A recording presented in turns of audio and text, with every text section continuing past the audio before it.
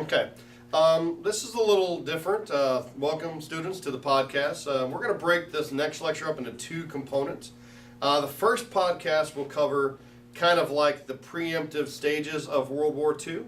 We're going to talk about the Jewish Holocaust as well as the treatment of Japanese Americans and the Japanese in terms of their system and their kind of domination and subjugation of China.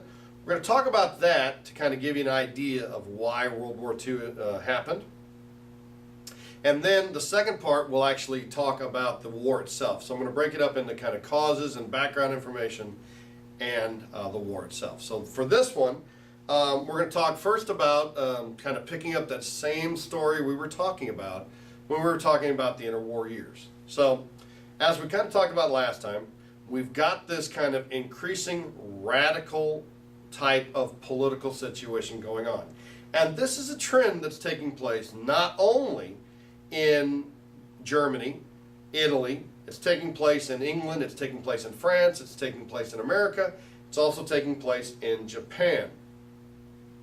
Now, for the case of England and France, what dominated the American political, the British or the French political scene was this fear of another world war. And we call this kind of the policy of appeasement. And what the French and the British were trying to do is to avoid World War II.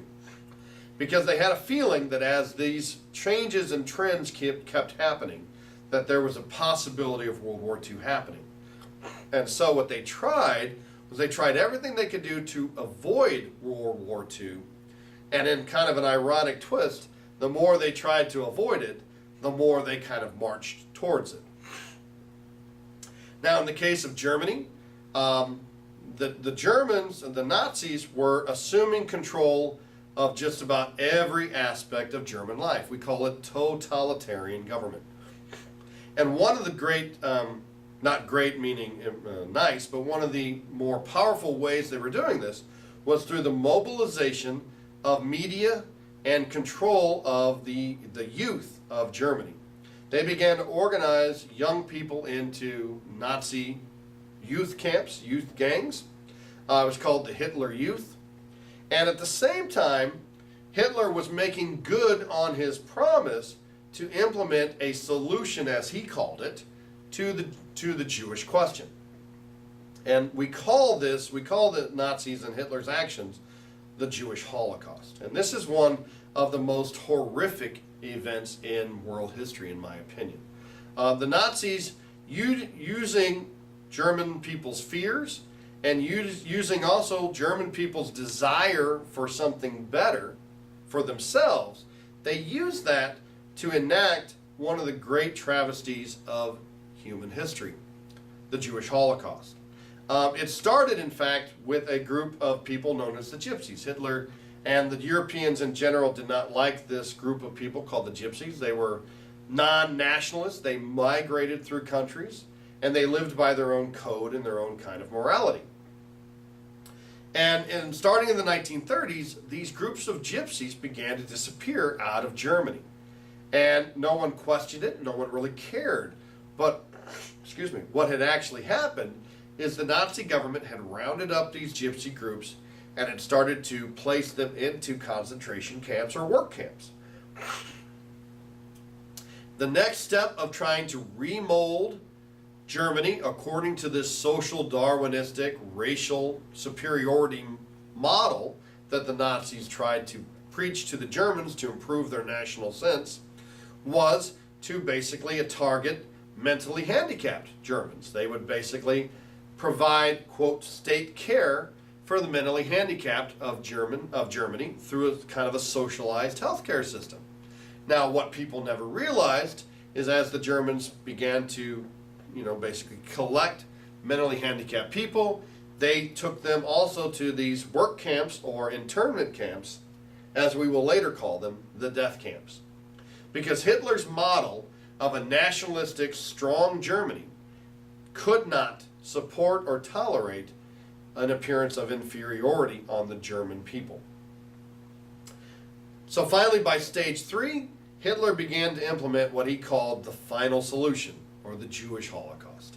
In a series of laws called the Nuremberg Laws, Hitler basically began to increase persecution and identification of Semitic or Jewish individuals. Now, prior to this in 1933, Hitler had been voted because of the fear mongering he had basically started.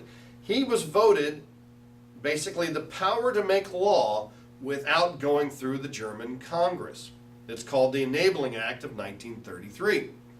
With the Enabling Act, Hitler could then just write laws that could be enforced. And one of the set of laws that he created are called the Nuremberg Laws. Jewish people basically had to register their location, register the number of people in their families. They also had to wear distinctive clothing that symbolized or designated them as Jewish. All Jewish businesses had to designate that they were Jewish businesses with signs in their windows. And last but not least, he implemented a curfew for all Jewish people that if they were caught outside after hours, they could be arrested.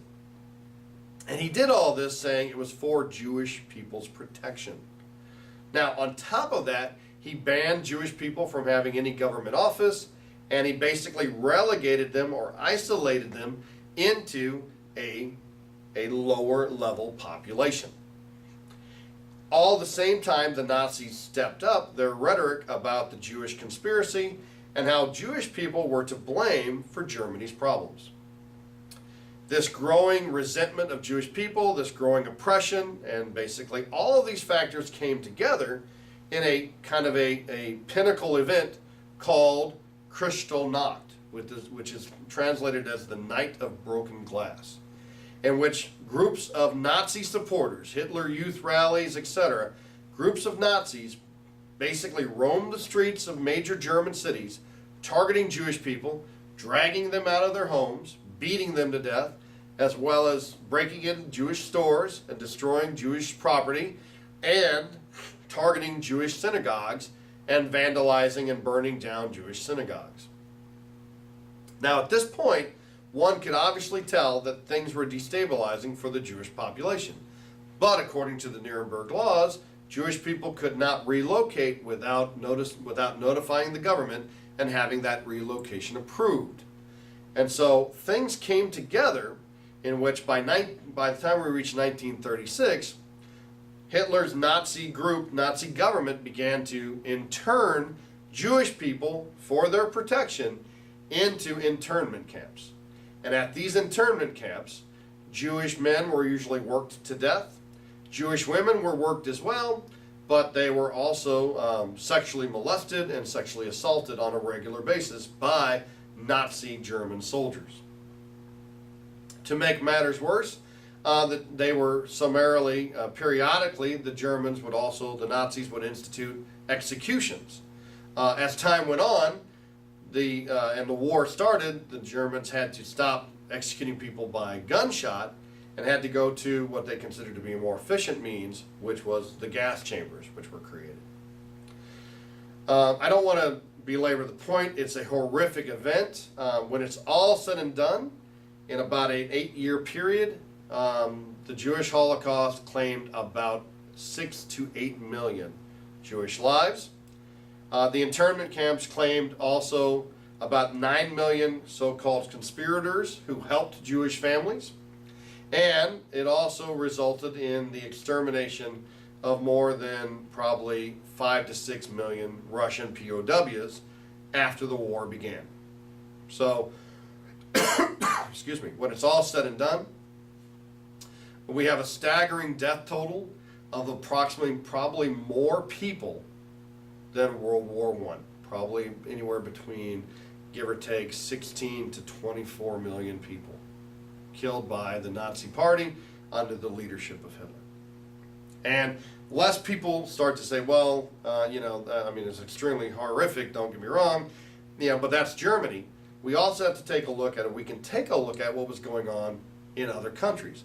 Now, in America, we didn't have, quote, concentration camps where people were executed. But when the war broke out in 1941, in the interest of national security, the American government rounded up Japanese Americans, some of which had been in this country for their entire lives, they were rounded up and put into internment camps where they were basically denied their fundamental rights according to the Constitution, and their property was confiscated.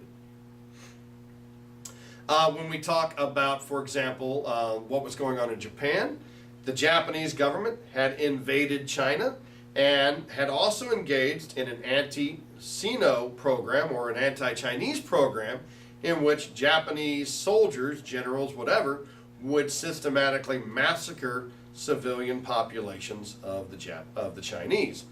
Probably the most known and the most publicized is the so-called Rape of Nanking, which resulted in thousands, tens of thousands of Chinese people basically killed in the entrance of Japanese soldiers practicing their martial skills with the sword.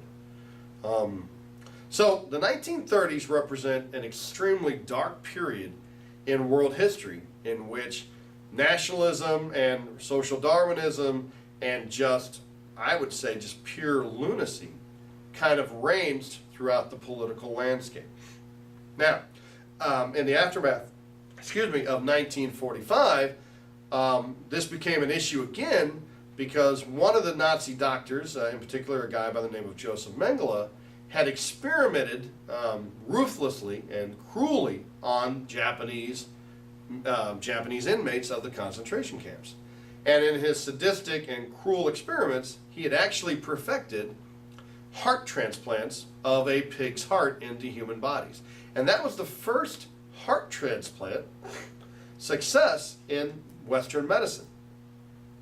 And so a lot of the things learned by the Nazis in these death camps could prove to be beneficial for medical knowledge. But there was always the question of whether to use the knowledge because it had been gained in such a horrendous and horrific fashion. Now, like I said, that was in the aftermath, that was in the background of World War II. So always keep in mind that while World War II was going on, the Japanese were continuing to massacre Chinese, and the Nazis were continuing to try and to exterminate the Jewish people from the European continent. Real quick, to set the basis for why Japan and America get involved in World War II, as I mentioned before, we had been becoming increasingly antagonistic toward the Japanese and the Japanese involvement or Japanese presence in China. That reached kind of a head in 1938 when the Americans successfully got the nations to blockade the sale of oil to the Japanese. Now, once that happened, that put the Japanese on a timetable because they would probably start to run out of fuel.